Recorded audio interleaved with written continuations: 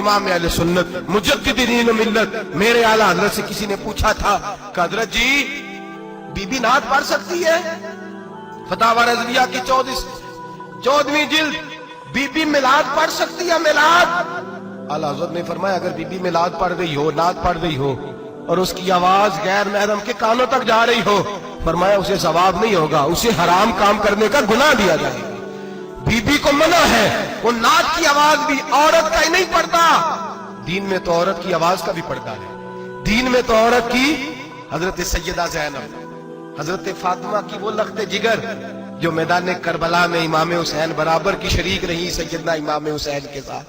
یحییٰ بن معین کہتے ہیں میں 15 سال تک حضرت زینب کا پڑوسی رہا ہوں۔ 15 سال، گھر برابر ہوتا ہے نا، بندہ بی بی دیکھ ہی لیتا ہے۔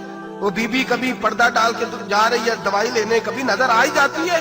کہتے ہیں 15 سال میں سیدہ فاطمہ کی بیٹی کا پڑوسی رہا ہوں، میں نے کبھی برقعے میں چھپی ہوئی زینب بھی نہیں دیکھی، برقعے میں چھپی ہوئی زینب بھی کبھی نہیں دیکھی۔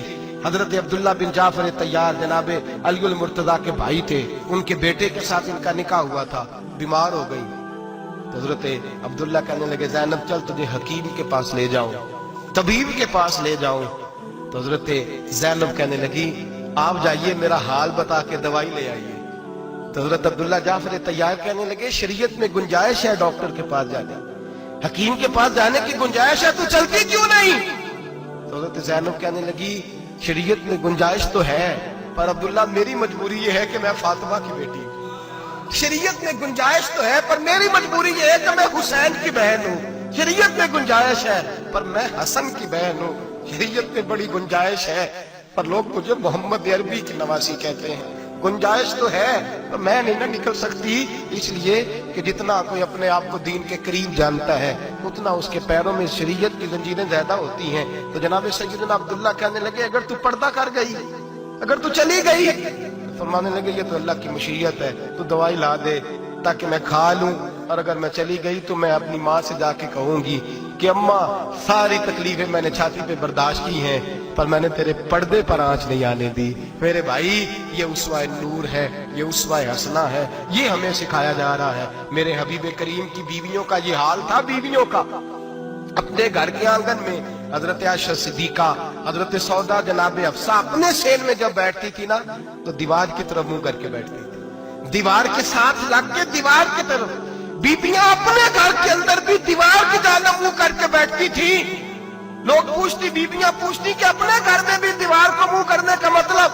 کہتی ہو سکتا ہے کچھ چھت پہ چڑھے اچانک نظر پڑے تو ہم چاہتی ہیں پھر بھی ہمارا چہرہ نظر نہ آئے اسے، پھر بھی ہمارا چہرہ نظر، ہم اپنے گھر کے اندر بھی پابند رہتی ہیں کہ ہمارے چہرے نظر نہ آئے۔